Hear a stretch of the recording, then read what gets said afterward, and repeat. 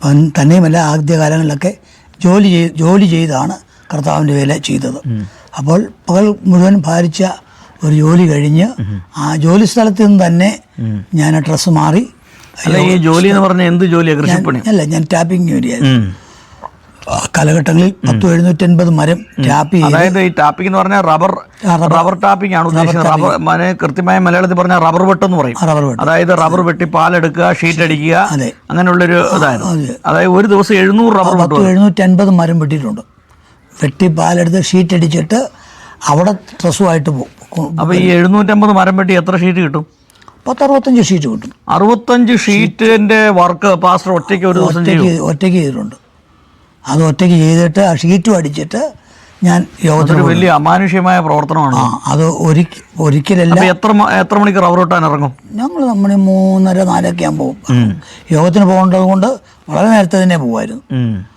അങ്ങനെ വർഷങ്ങൾ ജോലി ചെയ്താണ് കർത്താവിൻ്റെ വില ചെയ്തുകൊണ്ടിരുന്നത്. എത്ര വർഷം ഈ റബ്ബർ ടാപ്പിംഗ് ജോലി ചെയ്തിട്ടുണ്ടാവും? ഞാൻ ഉദ്ദേശം പറഞ്ഞാൽ പറയാം, ഒരു 10-30 വർഷത്തിലധികം. ഏതാണ്ട് 30 വർഷത്തോളം റബ്ബർ ടാപ്പിംഗ് ചെയ്ത് അതിൽ നിന്ന് കിട്ടുന്ന വരുമാനം കൊണ്ട് സുവിശേഷ വേല ചെയ്ത ഒരു ദൈവദാസനാണിത്. അപ്പോൾ അത് തീർച്ചയായിട്ടും നമ്മൾ ഒരു പ്രശംസിക്കേണ്ടത് വളരെ അത്യാവശ്യമായി. എന്നും ജോലി ചെയ്ത് കർത്താവിന് വേല ചെയ്യുന്നതിനോടാണ് താല്പര്യം. ദൈവത്തിൻ്റെ അതിപരിശുദ്ധമായ നാമം വാഴ്ത്തപ്പെടുമാറാകട്ടെ. കർത്താവിൽ പ്രിയ സഹോദരി സഹോദരന്മാരെ, എല്ലാവർക്കും വേഗം വരുന്ന കർത്താവായ യേശു ക്രിസ്തുവിൻ്റെ നാമത്തിലുള്ള സ്നേഹവന്ദനം. ഞാൻ ഇന്ന് കോട്ടയം ജില്ലയിൽ മാങ്ങാനം എന്നൊരു സ്ഥലത്താണ്. ഇവിടെ ബഹുമാനപ്പെട്ട രാജു പാസ്റ്ററുടെ ഭവനത്തിൽ വന്നതാണ്. ഏതാണ്ട് 40-ലധികം വർഷങ്ങളായി കർത്താവിൻ്റെ വയൽ പ്രദേശത്ത് അധ്വാനിക്കുന്ന ഒരു അനുഗ്രഹിക്കപ്പെട്ട ദൈവദാസനാണ്. ഇന്ന് പാസ്റ്ററുടെ ജീവിത അനുഭവ സാക്ഷ്യം നമുക്ക് കേൾക്കുവാനായിട്ടിടയായിത്തീരും. അതോടൊപ്പം പാസ്റ്റർ ഉൾപ്പെട്ട് നിൽക്കുന്ന പ്രസ്ഥാനത്തെക്കുറിച്ച് നമുക്ക് കേൾക്കുവാനായിട്ടിടയായിത്തീരും.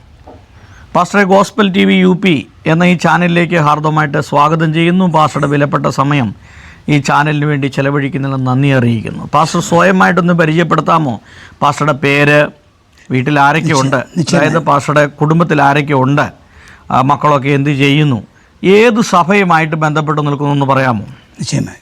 എൻ്റെ പേര് രാജു എന്നാണ്. ഞങ്ങൾ കോട്ടയം ജില്ലയിൽ മാങ്ങാനം എന്ന കരയിൽ ഇപ്പോൾ കുടുംബമായിട്ട് താമസിക്കുന്നു. മാതാപിതാക്കന്മാർക്ക് ഞങ്ങൾ 4 മക്കളാണ്. ആ 4 മക്കളിൽ ഏറ്റവും മൂത്തയാളാണ് ഞാൻ. ഞങ്ങളെല്ലാവരും കർത്താവിൻ്റെ കൃപയാൽ വിശ്വാസത്തിൽ നിലനിൽക്കുന്നു. പ്രത്യേകിച്ച് ഞങ്ങളുടെ സഹോദരന്മാർ 3 പേരും കർത്താവിൻ്റെ വേലയിൽ നാളുകളായിട്ട് പ്രവർത്തിക്കുന്നു. മക്കളൊക്കെ എത്ര പേരാണ്? എനിക്ക് ഒരു മോള് മാത്രമേ ഉള്ളൂ. അവൾ ഇപ്പോൾ നേഴ്സായിട്ട് വർക്ക് ചെയ്യുന്നു.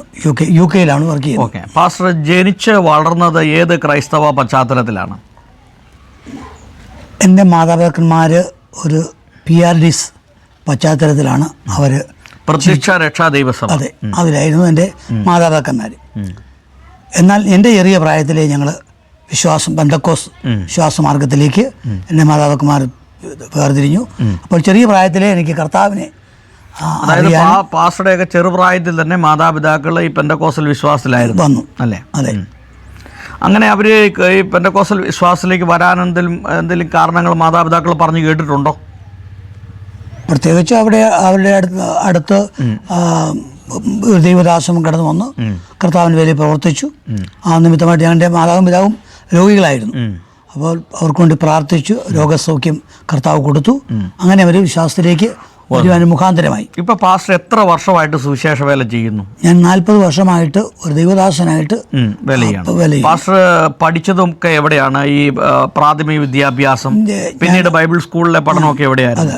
ഞാൻ സ്കൂൾ വിദ്യാഭ്യാസം ചെയ്തത് കാഞ്ഞിരപ്പള്ളി, എരുമേലി, പിന്നെ തുടർന്ന് കോട്ടയം ബസേലിയസ് കോളേജിൽ എനിക്ക് കോളേജ് വിദ്യാഭ്യാസം ലഭിച്ചു. അതിനുശേഷം ഞാൻ അടൂരുള്ളൊരു ബൈബിൾ കോളേജിൽ 3 വർഷം ദൈവത്തിൻ്റെ വചനം പഠിക്കാനുള്ള കൃപ കർത്താവ് തന്നു. പാസ്റ്റർ, ഈ ഒരു സുവിശേഷ വേലക്കാരനാകണം എന്നുള്ളൊരു താല്പര്യം വരാനുള്ളൊരു കാരണം എന്താ? ചെറിയ പ്രായത്തിലെ എനിക്ക് ദൈവവേലയോടുള്ള വലിയ ഒരു താല്പര്യം ഉണ്ടായി. പ്രത്യേകിച്ച് അതിനെന്തെങ്കിലും പ്രത്യേകിച്ച് കാരണങ്ങളോ വല്ലതും ഉണ്ടോ? ഏതെങ്കിലും സുവിശേഷകരുടെ പ്രസംഗം കേൾക്കുകയോ, അല്ലെങ്കിൽ എന്താണ് അതിൻ്റെ പിന്നിലുള്ളൊരു മോട്ടിവേഷൻ എന്താണ്? ഞാൻ ചെറിയ പ്രായത്തിൽ എനിക്ക് ദൈവീയമായൊരു ഒരു പ്രത്യേക, അതായത് ഒരു 6 വയസ്സുള്ളപ്പോൾ തന്നെ ഞാൻ സഭായത്തിന് പബ്ലിക്കിൽ പ്രാർത്ഥിക്കുമായിരുന്നു. ഇപ്പോഴുള്ള കൊച്ചുകുട്ടികളാരും 6 വയസ്സുള്ളവർ ആരും തന്നെ അങ്ങനെയൊന്നും പ്രാർത്ഥിച്ച് ഞാൻ കാണുന്നില്ല. സാക്ഷ്യം പറയാൻ പാസ്റ്റർ അവസരം തരുമ്പോൾ ഏറ്റവും ഒന്നാമത്തെ സാക്ഷ്യം എന്നതായിരിക്കും. അപ്പോൾ ചെറിയ പ്രായം മുതലേ എന്നിലൊരു പ്രത്യേക ദൈവികമായ ഒരു പ്രത്യേകത, അതായത് സുവിശേഷ പ്രവർത്തനങ്ങളോടൊരു താല്പര്യം അത് എനിക്കുണ്ടായി. അതുകൊണ്ട് ആ ലെവലിൽ ഞങ്ങൾ മുൻപോട്ട് വന്നു. അതായത് ചെറുപ്പത്തിൽ തന്നെ സൺഡേ സ്കൂളിലും മറ്റ് സഭയുടെ പ്രവർത്തനങ്ങളിലൊക്കെ വളരെ ആക്റ്റീവായിരുന്നു. അപ്പോൾ അങ്ങനെയാണ് സുവിശേഷ വേലക്കാരനാകണം എന്നുള്ളൊരു താല്പര്യം വന്നത്. അപ്പോൾ അടൂര് പോയി പഠിച്ചു, പിന്നീട് സുവിശേഷ വേലയിലേക്ക് കടക്കുകയായിരുന്നു. ഏതൊക്കെ പ്രദേശങ്ങളിൽ പാസ്റ്റർ സുവിശേഷ വേല ചെയ്തിട്ടുണ്ട്? ഞാൻ ചിങ്ങമനം, കുറിച്ചി, മാങ്ങാനം, അതുപോലെ തന്നെ മുണ്ടക്കയം, ചാത്തന്തറ, പേരൂര് തുടങ്ങിയതായ പല സഭകളിലും ഞാൻ സഭയുടെ ആദ്യകാലത്തെ സുവിശേഷ പ്രവർത്തനങ്ങളുമായി ബന്ധപ്പെട്ടുള്ള അനുഭവങ്ങളൊന്ന് പങ്കുവെക്കാവോ? ആദ്യകാലങ്ങളിലൊക്കെ ഒത്തിരി ബുദ്ധിമുട്ടുകളായിരുന്നു. കാരണം വാഹന സൗകര്യമില്ല. അപ്പം തന്നെയുമല്ല, ആദ്യകാലങ്ങളിലൊക്കെ ജോലി ചെയ്താണ് കർത്താവിൻ്റെ വേല ചെയ്തത്. അപ്പോൾ പകൽ മുഴുവൻ ഭാരിച്ച ഒരു ജോലി കഴിഞ്ഞ് ആ ജോലി സ്ഥലത്ത് നിന്ന് തന്നെ ഞാൻ ഡ്രസ്സ് മാറി.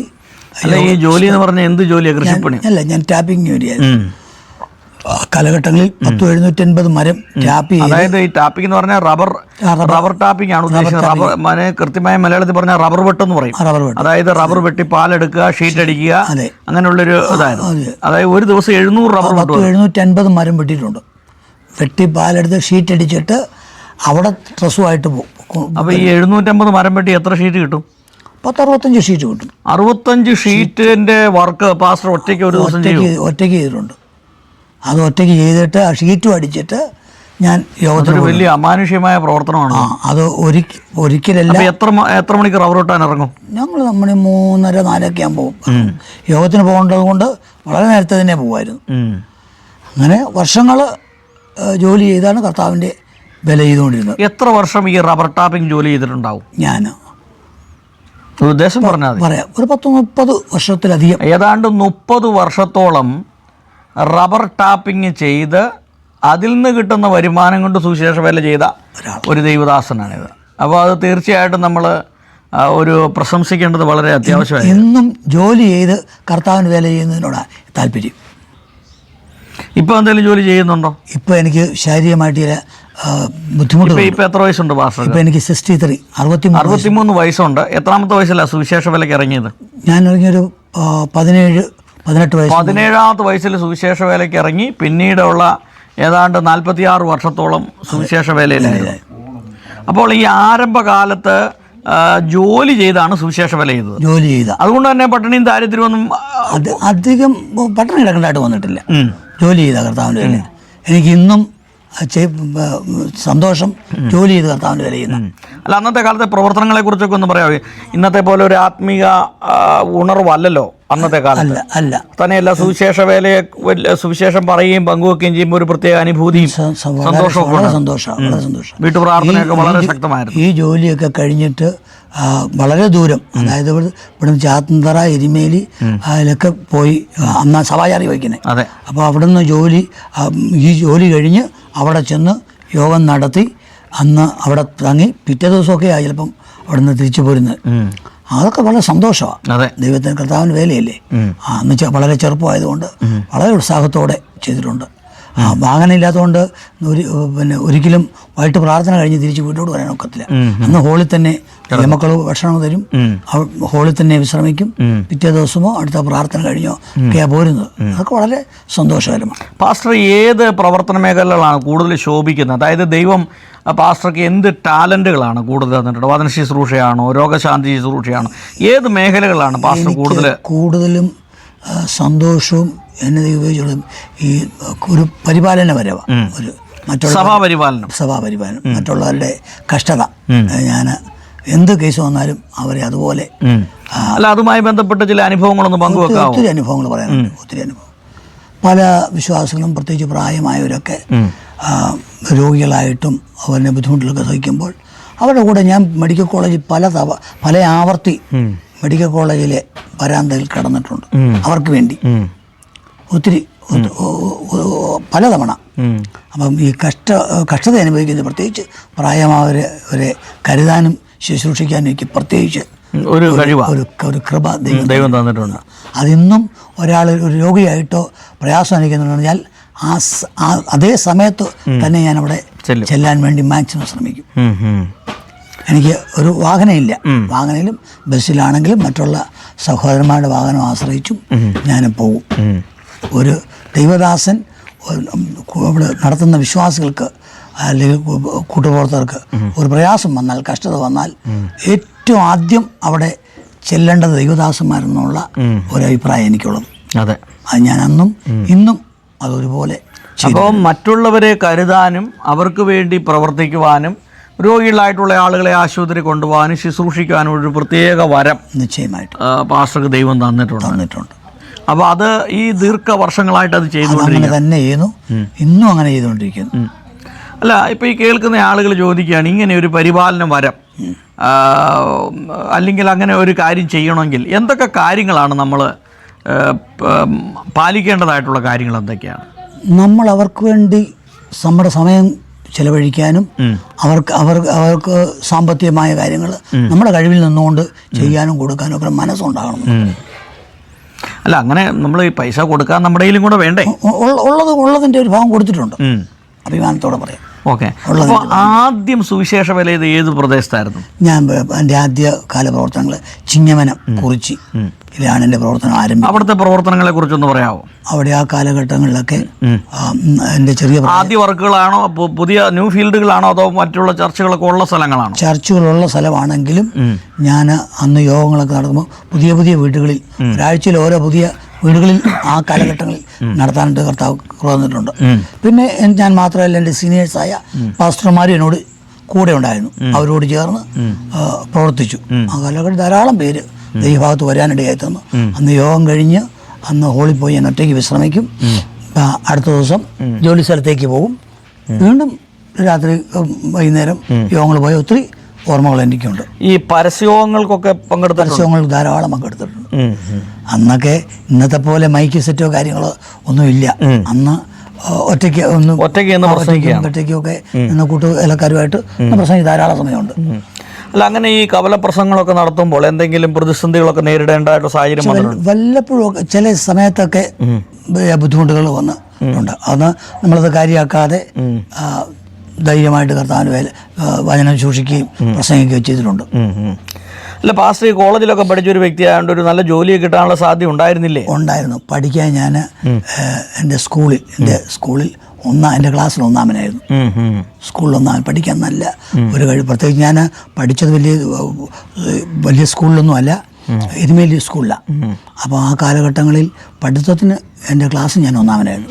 അപ്പോൾ എൻ്റെ അധ്യാപകർക്കും എൻ്റെ കൂട്ടുകാർക്ക് പലർക്കും ഉണ്ട് ഞാനിവിടെയോ ഇന്ന് വലിയ ജോലിക്കാരനായി ജോലി സ്ഥലത്താണെന്നൊക്കെയാണ് പലരും ധരിച്ചിരിക്കുന്നത്. പക്ഷേ ഞാൻ കോളേജ് പഠനം പ്രീ ഡിഗ്രി കഴിഞ്ഞപ്പോൾ തന്നെ ദൈവവേലയ്ക്ക് എനിക്ക് വിളിയുണ്ടായി.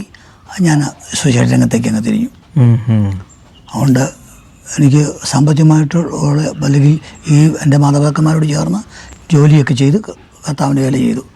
പാസ്റ്റർ, ഈ സുവിശേഷ വേലയിൽ പാസ്റ്റർ നേരിട്ടിട്ടുള്ള വെല്ലുവിളികൾ എന്തൊക്കെയാണ്? സുവിശേഷ സുവിശേഷയിൽ പലയിടത്തും ചെല്ലുമ്പോഴത്തേക്ക് നമുക്ക് ദൈവത്തിൻ്റെ വചനം അല്ലെങ്കിൽ ഈ പ്രദേശത്ത് വേണ്ട, ഇവിടെ പ്രാർത്ഥിക്കേണ്ട എന്നൊക്കെ പല വീടുകളിലും ഉണ്ടായിട്ടുണ്ട്. അപ്പോൾ എന്നാൽ അതിനേക്കാൾ ഉപരിയായിട്ട് നമ്മളെ സ്വീകരിച്ച ഒത്തിരി ചരിത്രങ്ങളുണ്ട്. അനേകർ വന്ന് ചിലടത്ത് പ്രാർത്ഥിക്കാൻ പാടില്ല എന്ന് വിലക്കിയ സ്ഥലത്ത് അപ്പുറത്ത് നമ്മളെ വിളിച്ചു കയറ്റി പ്രാർത്ഥിപ്പിച്ചിട്ടുണ്ട്. ഞങ്ങൾ ആ കാലഘട്ടങ്ങളിലൊക്കെ ഈ കോട്ടയം മെഡിക്കൽ കോളേജ്, കോട്ടയം ഹോസ്പിറ്റലൊക്കെ കടന്നുപോയി പ്രാർത്ഥിക്കുമായിരുന്നു. പക്ഷെ പിൽക്കാലത്ത് അതിനൊക്കെ തടസ്സം ബ്രേക്കായിപ്പോയി. അതുകൊണ്ട് ഇപ്പോൾ നമുക്ക് പോകാൻ പറ്റുന്നില്ല. നമ്മളഥവാ രോഗികളെ സന്ദർശിച്ചു കഴിഞ്ഞാലും അവർക്ക് വേണ്ടി മാത്രമേ പ്രാർത്ഥിക്കാൻ പറ്റുള്ളൂ. തൊട്ടടുത്തുള്ള ബെഡുകാർ വിളിച്ചു കഴിഞ്ഞാൽ നമുക്ക് പ്രാർത്ഥിക്കാൻ അവിടെ അനുവാദമില്ല. അങ്ങനെ ഒത്തിരി ബുദ്ധിമുട്ടുകൾ ഉണ്ടായിരുന്നു. പാസ്റ്ററിലൂടെ ദൈവം ചെയ്തിട്ടുള്ള ചില അത്ഭുതങ്ങളെ കുറിച്ചൊന്ന് പറയാമോ? അതായത് വിശ്വാസികൾ പല രോഗികളായിട്ടുള്ളവരുണ്ട്, അവർക്ക് വേണ്ടി പ്രാർത്ഥിപ്പിച്ചുള്ള വിടുതൽ, അങ്ങനെ നമ്മൾ ഒരു അനുഭവം പറയുമ്പോൾ മറക്കാനാവാത്ത ചില സംഭവങ്ങൾ നമ്മുടെ ജീവിതത്തിലുണ്ട്. ദൈവം അത്ഭുതകരമായി ഇറങ്ങി വന്ന് വിടിവിച്ച ചില സന്ദർഭങ്ങളുണ്ട്. അങ്ങനെയുള്ള ചില സന്ദർഭങ്ങളെ കുറിച്ചൊന്ന് പറയാമോ? പ്രത്യേകിച്ച് ഒരു വലിയൊരു അത്ഭുതത്തിൻ്റെ ശുശ്രൂഷ ഞാൻ ചെയ്തതായിട്ട് ഇല്ല. പക്ഷേ എനിക്ക് പ്രത്യേകിച്ച് ഈ മക്കളില്ലാത്ത പല സഹോദരങ്ങൾക്ക് വേണ്ടി പ്രാർത്ഥിച്ച് ദൈവം അവർക്കെല്ലാം മക്കൾ കൊടുത്ത ഒരു 5-6 കേസുകളുണ്ട്. ഉണ്ട്. എനിക്കും മക്കളില്ലായിരുന്നു. എനിക്ക് നീണ്ട 10 വർഷമായിട്ട് മക്കളില്ലായിരുന്നു. മക്കളില്ലാതെ ഞാൻ വളരെ ഭാരപ്പെട്ടു. ഞാനും എൻ്റെ പ്രിയപ്പെട്ടവളും. എന്നാൽ പ്രാർത്ഥിച്ചു, ഉപവസിച്ചു. ദൈവം ഞങ്ങൾക്കൊരു മോളെ തന്നു. ഇപ്പോൾ അവൾ UK നേഴ്സായിട്ട് ജോലി ചെയ്യുന്നു. വിശ്വാസികളുമായി ബന്ധപ്പെട്ട് ഒരുപാട് അത്ഭുതങ്ങൾ നടന്നിട്ടുണ്ട്. അത്ഭുതങ്ങൾ എന്ന് പറഞ്ഞാൽ കാണത്തക്ക നിലയിൽ പ്രകടമായിട്ട് വലിയ ഒരു അത്ഭുതം പറയാൻ എനിക്കില്ല. എന്നാൽ അവരുടെ സാക്ഷ്യത്തിൽ നിന്നും പലരും കർത്താവ് പ്രാർത്ഥനയിൽ കൂടി സഹായിച്ച കാര്യവും വിടിവിച്ച കാര്യവും സൗഖ്യമാക്കിയ കാര്യങ്ങളൊക്കെ ദൈവമക്കൾ പറഞ്ഞ്. പൊതുവെ പാസ്റ്ററുടെ ഒരു സുവിശേഷ പ്രവർത്തന രീതികൾ എങ്ങനെയാണ്? എൻ്റെ പ്രവർത്തന രീതി എന്ന് പറഞ്ഞാൽ ഒന്ന്, ത്യാഗത്തോടുകൂടിയുള്ള വേല ഞാൻ സ്നേഹിക്കുന്നു. അതായത് രാവിലെ സുവിശേഷ പ്രവർത്തനമായിട്ട് പോകും, ഫീൽഡിൽ പോകും? അല്ല, ഞാൻ ജോലിക്ക് പോകും. ജോലി ഒന്നാമത് ചെയ്യുന്നുണ്ട്. ജോലി ചെയ്തിട്ട് കർത്താവിന് വേല ചെയ്യുന്നതോടാണ് ഏറ്റവും കൂടുതൽ താല്പര്യം, അന്നും ഇന്നും.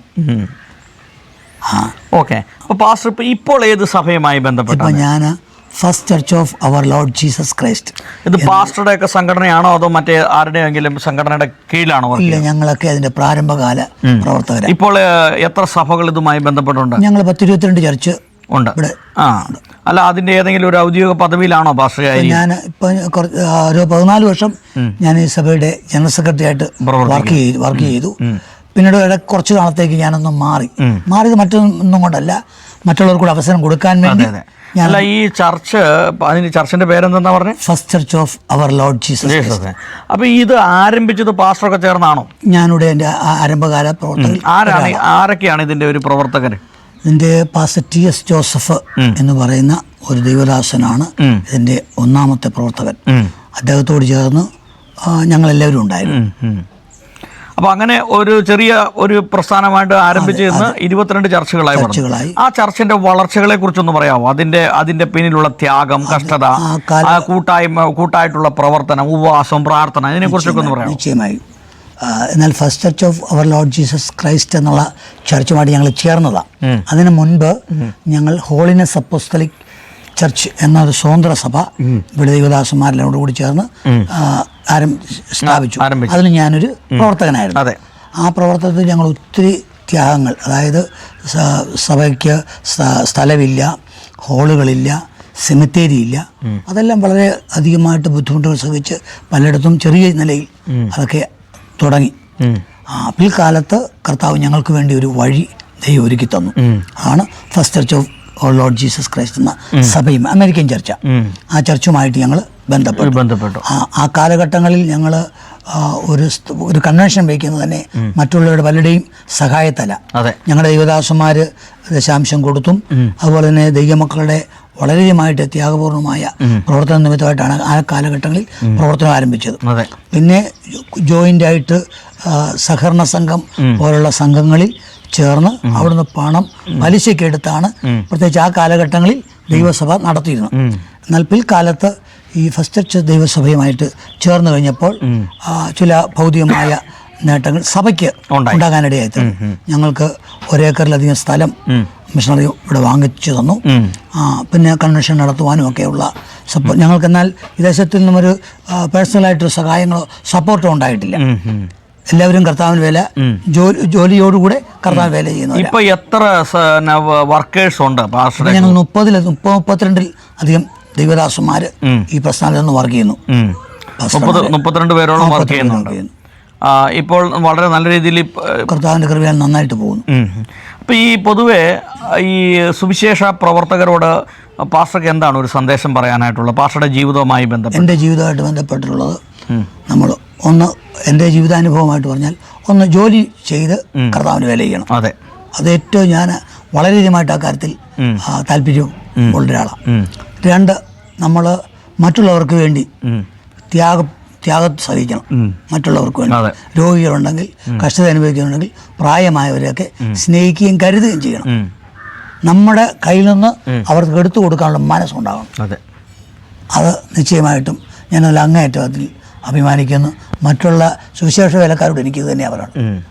ഒരാൾ കഷ്ടത അനുഭവിച്ചാൽ നിശ്ചയമായിട്ടും ദൈവദാസന്മാർ ആ കഷ്ടതയിൽ പങ്കെടുക്കാതെ മുൻപിൽ നിൽക്കണം. ഓക്കെ, പാസ്റ്ററുടെ ജീവിതത്തിലെ ഈ വിജയത്തിൽ പാസ്റ്റർ ഓർത്തെടുക്കുന്ന ചില മുഖങ്ങളുണ്ടല്ലോ. പാസ്റ്ററുടെ അധ്യാപകരുണ്ടാവും, മാതാപിതാക്കളുണ്ടാകാം, മറ്റ് വിശ്വാസികളായിട്ടുള്ള ആളുകളുണ്ടാവാം. നമ്മളെ വാക്കുകൾ കൊണ്ടോ പ്രവൃത്തികൾ കൊണ്ടോ സാമ്പത്തികം കൊണ്ടോ ഒക്കെ സഹായിച്ച ഒരുപാട് ആളുകളുണ്ട്. അങ്ങനെ ഓർത്തെടുക്കുന്ന ചില മുഖങ്ങളെക്കുറിച്ചും അവർ ചെയ്ത സേവനങ്ങളെക്കുറിച്ചൊന്ന് പറയാമോ? നിശ്ചയമായും പറയാം. എൻ്റെ ആത്മീയ പിതാവ് പാസ്റ്റർ TS ജോസഫ്, അദ്ദേഹം ഇന്ന് നിത്യതയിൽ വിശ്രമിക്കുന്നു. അദ്ദേഹമാണ് എന്നെ ഒരു ദൈവദാസനായി തീർക്കാൻ വേണ്ടി ഏറ്റവും അധികമായിട്ട് എൻ്റെ പിന്നിൽ നിന്ന ഒരാൾ പാസ്റ്റർ TS ജോസഫാണ്. അദ്ദേഹം 2004 കർത്താവിൻ്റെ സനിൽ ചേർക്കപ്പെട്ടു. തുടർന്ന് അദ്ദേഹത്തോട് ചേർന്ന് അടുത്ത പദവിയിൽ വന്ന bishop PC Johnson, pastor P Joseph തുടങ്ങിയ ദൈവദാസന്മാർ, പിന്നെ കൂട്ടുപ്രവർത്തകരൊക്കെ എനിക്ക് ഒരിക്കലും മറക്കാൻ പറ്റാത്ത വ്യക്തികളാണ്. പിന്നെ എൻ്റെ മാതാപിതാക്കന്മാർ, എൻ്റെ ചെറിയ പ്രായത്തിൽ ഞാൻ പഠിക്കാൻ അല്പം കഴിവുണ്ടെന്ന് ഞാൻ പറഞ്ഞല്ലോ. അപ്പോൾ ആ കാലഘട്ടങ്ങളിൽ ഒരു ജോലിക്കാരനാകണമെന്നൊക്കെ ഞാൻ ആഗ്രഹിച്ചു. പക്ഷേ ദൈവത്തിൻ്റെ ഒരു വിളി എനിക്ക് ലഭിച്ചു. അതുകൊണ്ട് ആ സമയത്ത് ഞാൻ ബൈബിൾ സ്കൂളിൽ പോവാണെന്ന് എൻ്റെ പിതാവിനോട് പറഞ്ഞപ്പോൾ നിൻ്റെ ഇഷ്ടമെന്ന് പറഞ്ഞ് യാതൊരു വിലക്കും പറഞ്ഞില്ല. എൻ്റെ മാതാവ് വളരെയധികമായിട്ട് എനിക്ക് വേണ്ടിയല്ല, എൻ്റെ മക്കൾക്ക് വേണ്ടി പ്രാർത്ഥിക്കുന്നൊരു മാതാവായിരുന്നു. ഞാനെപ്പോഴും എൻ്റെ സാക്ഷ്യത്തിൽ പറയാറുമുണ്ട്. എൻ്റെ മാതാവിൻ്റെ കണ്ണീരും പ്രാർത്ഥനയും, എൻ്റെ പിതാവ്, പിന്നെ എൻ്റെ സഹോദരങ്ങൾ എല്ലാം ദൈവവേല എനിക്ക് പ്രോത്സാഹനം. അപ്പോൾ എൻ്റെ സഹധർമ്മിണി മേരിക്കുട്ടി, അവൾ എൻ്റെ ആത്മീയത്തിൽ ഏറ്റവും അധികമായിട്ട് എനിക്ക് പിൻബലമാണ്. പിന്നെ മോളെപ്പോൾ UK വർക്ക് ചെയ്യുന്നു. ഞാൻ ഒരു ജോലിക്കാരനായി തീരണം, എന്തെങ്കിലും ഒരു പിരിയൻ പോസ്റ്റെങ്കിലും എനിക്ക് ലഭിക്കും, അല്ലെങ്കിൽ ലഭിക്കണം എന്നാഗ്രഹിച്ച് ആണ് എൻ്റെ ആദ്യകാലങ്ങളിലെ പഠനം. അപ്പോൾ ഇടയ്ക്ക് ഈ സാമ്പത്തികമായ ബുദ്ധിമുട്ടുകളും ഞെരുക്കങ്ങളൊക്കെ വന്നപ്പോഴത്തേക്ക് അതിനെക്കുറിച്ചൊക്കെ ഓർത്ത് വിഷമിച്ചിട്ടുണ്ട്, ഇല്ലെന്ന് പറയുന്നില്ല. പക്ഷേ ഇപ്പോൾ ആ സ്ഥാനത്ത് ദൈവം എൻ്റെ മോളെ മാനിച്ചു. അവളെ ഞാൻ പഠിപ്പിച്ചു നന്നായിട്ട്. കുഞ്ഞുങ്ങളുടെ വിദ്യാഭ്യാസത്തിന് ഞാൻ വളരെയധികമായിട്ട് പ്രാധാന്യം കൊടുക്കുന്ന ഒരാളാണ്. ഞാൻ ഏത് സഭയിൽ ചെന്നാലും അവിടുത്തെ പിള്ളേരെ, കുഞ്ഞുങ്ങളെ ഞാൻ വളരെ ശ്രദ്ധിക്കും. അവരുടെ വിദ്യാഭ്യാസത്തെക്കുറിച്ച് അവരെ വളരെയധികമായിട്ട് എൻകറേജ് ചെയ്യും. അവരുടെ പഠനം, അവരുടെ പരീക്ഷ ഇത്യാദി കാര്യങ്ങൾ അവരെപ്പോഴും ഉപദേശിക്കുക, ഇത്യാദി കാര്യങ്ങൾ ഞാൻ വളരെ ശ്രദ്ധിക്കാറുണ്ട്. അവരെ കൂടെ ഒരു നല്ല നിലയിലേക്ക് കൊണ്ടുവരാനുള്ള എല്ലാ പരിശ്രമവും ഞാനായിട്ട് ചെയ്തിട്ടുണ്ട്. അപ്പം അങ്ങനെ ഞാൻ എൻ്റെ മോളെ പഠിപ്പിക്കാൻ വളരെ അധികമായി ബുദ്ധിമുട്ടിലൂടിയ മോളെ പഠിപ്പിക്കുക. നല്ലൊരു സ്കൂളിൽ, ഇംഗ്ലീഷ് മീഡിയം സ്കൂളിൽ തന്നെ പഠിപ്പിക്കാൻ എനിക്ക് സാധിച്ചു. അതുതന്നെ ഒത്തിരി കഷ്ടതകൾ പിന്നിലുണ്ട്. എൻ്റെ കുഞ്ഞിന് നല്ല വിദ്യാഭ്യാസം കൊടുക്കുന്നതിനകത്ത് ഒത്തിരി കഷ്ടപ്പാട് എനിക്ക് വന്നിട്ടുണ്ട്. എങ്കിലും അവൾ പഠിച്ചു. അവൾ BSc നേഴ്സായി UK പോയി. ഇപ്പോൾ കർത്താവിൻ്റെ കൃപയാൽ എന്നെക്കൊണ്ട് കഴിയാത്ത കാര്യങ്ങൾ എനിക്ക് എൻ്റെ ദൈവം തന്നു. ഇപ്പോൾ എൻ്റെ കൈ നിറച്ച് പണം എൻ്റെ മോള് തരുന്നുണ്ട്. തരുന്ന പണം ഞാൻ തന്നെയല്ല വിനിയോഗിക്കുന്നത്, അർഹതപ്പെട്ടത് പലർക്കും ചെയ്യേണ്ടതുപോലെ ചെയ്യാൻ ദൈവം കൃപ തരുന്നു. അങ്ങനെ ചെയ്യണമെന്ന് ദൈവദാസന്മാർ ലഭിക്കുന്ന നന്മയും മറ്റുള്ളവർക്ക് കൊടുക്കാൻ, ഷെയർ ചെയ്യാൻ ദൈവദാസന്മാരെയും ഞാൻ ഓർപ്പിക്കുക. പാസ്റ്റർ ഉൾപ്പെട്ട് നിൽക്കുന്ന സഭയുടെ ഇനിയുള്ള ലക്ഷ്യങ്ങൾ എന്തൊക്കെയാണ്? ഞങ്ങൾ ദൈവസഭയുടെ ലക്ഷ്യങ്ങൾ ആത്മാക്കളെ നേടണം. അതുപോലെ തന്നെ സഭ വിപുലീകരിക്കുക എന്ന് ഉദ്ദേശിക്കുന്നത് സഭ പലയിടത്തും പല പ്രദേശത്തും സുവിശേഷത്തിലില്ലാത്ത സ്ഥലത്ത് സുവിശേഷം എത്തണം. അപ്പോൾ തന്നെ യുവജനങ്ങൾ ദൈവവേലയിലേക്ക് മുൻപോട്ട് കയറി വരണം. അതിന് ഞാൻ ഉൾപ്പെടെ നിൽക്കുന്ന സഭ യുവജനങ്ങൾക്ക് ആ നിലയിൽ വളരെയധികമായിട്ട് പ്രാധാന്യം കൊടുക്കുന്ന ഒരു സഭയാണ്. പ്രത്യേകിച്ച് ഞാൻ ഔദ്യോഗികമായ ചുമതലകളിലൊക്കെ ഇരുന്നിട്ടുള്ള ദൈവദാസന. പക്ഷേ എനിക്ക് ആ അവസരം കിട്ടിയപ്പോഴൊക്കെ ഞാൻ എൻ്റെ സമയവും അവസരങ്ങളും മറ്റുള്ളവർക്ക് വേണ്ടി ഞാൻ കൊടുത്തിട്ടുണ്ട്. ഇന്ന് എനിക്കും നേതൃത്വത്തിൽ നിൽക്കുന്ന ദൈവദാസന്മാരോട് പറയാനുള്ളതും നമ്മുടെ കൂട്ടുപ്രവർത്തകരെ കൂടെ നമുക്ക് ചേർത്ത് നിർത്താൻ കഴിയണം, അവർക്ക് അവസരം കൊടുക്കണം. അങ്ങനെ പലതവണയും എൻ്റെ കൂട്ടുവേലക്കാർക്ക് വേണ്ടി ഞാൻ മാറി നിൽക്കുകയും അപ്പോൾ തന്നെ അവർക്ക് വേണ്ടി അവസരം കൊടുക്കാൻ വേണ്ടി ഉത്സാഹിച്ചിട്ടുള്ള ഒരു ദൈവദാസനം. ഓക്കെ പാസ്റ്റർ, ഈ കാലഘട്ടങ്ങളിൽ നമ്മൾ ഈ സുവിശേഷം പങ്കുവെക്കേണ്ട ആവശ്യകത എന്താണ്? ഇപ്പോൾ ഈ സുവിശേഷം കേരളത്തിലെ റോഡുകളിലും കവലകളിലും വഴിവെക്കുകളിലൊക്കെ സുവിശേഷം പ്രസംഗിക്കുന്നുണ്ട്. പക്ഷേ മദ്യം, മയക്കുമരുന്ന്, കഞ്ചാവ്, MDMA ഇതിൻ്റെയൊക്കെ ഉപയോഗങ്ങൾ കേരളത്തിൽ വർദ്ധിച്ചുകൊണ്ടിരിക്കുകയാണ്. ഈ കാലഘട്ടങ്ങളിൽ സുവിശേഷം മറ്റുള്ളവരോട് പങ്കുവെക്കേണ്ട ആവശ്യകത എന്താണ്? പല ആളുകളും സുവിശേഷത്തിനെതിരെ വലിയ പീഡനങ്ങൾ അയച്ചു വിടുകയാണ്. അപ്പോൾ ഇത്രയും റിസ്ക് എടുത്ത് തല്ലുകൊണ്ട് പട്ടിണി കിടന്നൊക്കെ ഈ സുവിശേഷം പങ്കുവെക്കേണ്ട ആവശ്യകത എന്താണ്? ഇത് കർത്താവ് നമ്മളെ പരമേൽപ്പിച്ച ഏറ്റവും വലിയ ഒരു ഉത്തരവാദിത്വ ഒരു ശുശ്രൂഷയാണ് സുവിശേഷം മറ്റുള്ളവർ പറയണം. അതെ. 2, മറ്റൊരുത്തനും രക്ഷയില്ല നാം രക്ഷിക്കപ്പെടാൻ. രക്ഷയുടെ മാർഗം ഇത് മാത്രമേ ഉള്ളൂ. അതെ. ഇത് നമ്മൾ അറിയിച്ചില്ലെങ്കിൽ മറ്റാരും അറിയിക്കാനില്ല. അപ്പോൾ ഈ രക്ഷാമാർഗം ഒന്നേ ഉള്ളൂ. അതുകൊണ്ട് നിശ്ചയമായിട്ടും നമ്മൾ ഈ സുവിശേഷം അറിയിക്കാൻ ബാധ്യസ്ഥരാണ്. നിർബന്ധം എൻ്റെ മേൽ കിടക്കുന്ന പൗലോസ് ഓർപ്പിക്കുന്ന അങ്ങനെ. അതുകൊണ്ട് പ്രത്യേകിച്ച് ഇപ്പോഴത്തെ യുവജനം വളരെ നാശത്തിലേക്ക് ഓടിക്കൊണ്ടിരിക്കുക. പ്രത്യേകിച്ച് മദ്യവും മയക്കുമരുന്നും കഞ്ചാവും ലഹരിക്ക് അടിമയാണ്.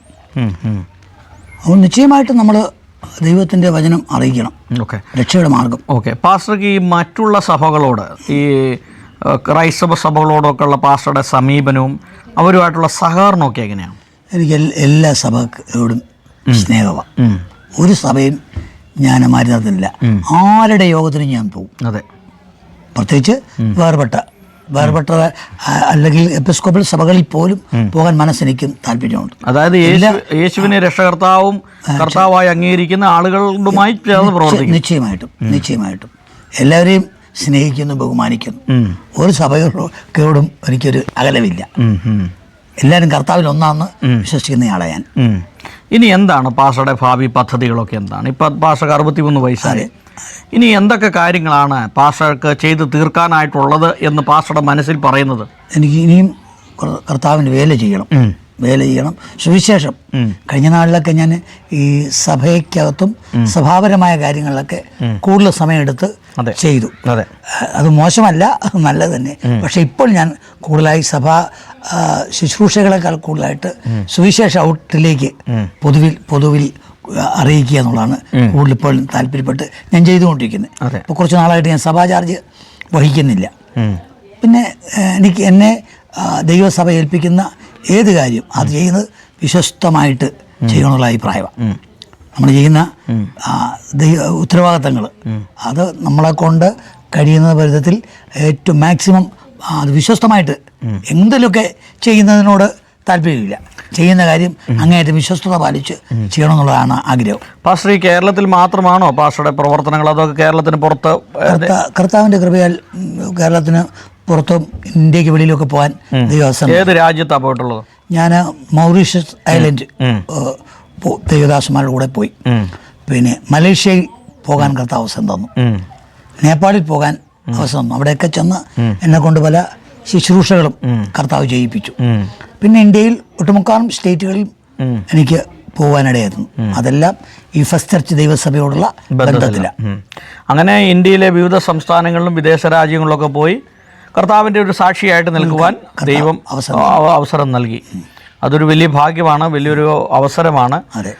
ഈ ഓരോ സ്ഥലങ്ങളിൽ പോയി ആ പുതിയ ആളുകളെ കാണുവാനും വിശ്വാസികൾ. ഞാൻ ബീഹാറിൽ ആദ്യം ചെന്നപ്പം അവിടുത്തെ വിശ്വാസികളെ കണ്ടപ്പോൾ എൻ്റെ കണ്ണ് നിറഞ്ഞുപോയി. മറ്റൊന്നുമല്ല, ഒരു ആരാധനാലയത്തിൽ ചെന്ന് പ്രാർത്ഥനയ്ക്ക് ഇരുന്നപ്പോൾ അവിടെയുള്ളവർ പ്രാർത്ഥിക്കുകയും കൈയടിക്കുകയും പാട്ടുപാടുകയും ചെയ്യുന്ന കണ്ടപ്പോൾ എൻ്റെ കണ്ണിൽ നിന്ന് കണ്ണുനീർ ധാരധാരയെ ഒഴുകി. അതെ, നമ്മളെക്കാൾ മുൻപിൽ ഞാൻ അന്നേരം ചിന്തിച്ചു, ദൈവമേ, AD 52 മുതൽ കേരളത്തിൽ ക്രിസ്ത്യാനികളുണ്ട് എന്ന് പറയപ്പെടുന്നു. ഇത്രയും പാരമ്പര്യമുള്ള നമ്മൾ ഇവരിൽ നിന്നൊക്കെ എത്ര പുറകില എന്ന് ചിന്തിച്ച് ഞാൻ അത്ഭുതപ്പെട്ടു പോയി. ഞാൻ ആദ്യമായിട്ട് ബീഹാറിൽ ചെന്ന് അവിടെയുള്ള ഒരു സഭയിൽ ചെന്ന് അവിടെയുള്ള ആളുകളുടെ ആരാധനയും പ്രാർത്ഥനയും കണ്ടപ്പോൾ ഞാൻ അത്ഭുതപ്പെട്ടു പോയി. അതെ, നിശ്ചയമായിട്ടും. അപ്പോൾ നമ്മളെക്കാൾ ഭക്തിയോടും സമർപ്പണ മനോഭാവത്തോടും സുവിശേഷ വേല ചെയ്യുന്ന നോർത്ത് ഇന്ത്യൻസിനെ കാണാൻ ധാരാളം പേരുണ്ട്. അങ്ങനെയുള്ള അനുഭവം പാസ്റ്റർക്ക് ഉണ്ടായിട്ടുണ്ടോ? ഉണ്ടായിട്ടുണ്ട്.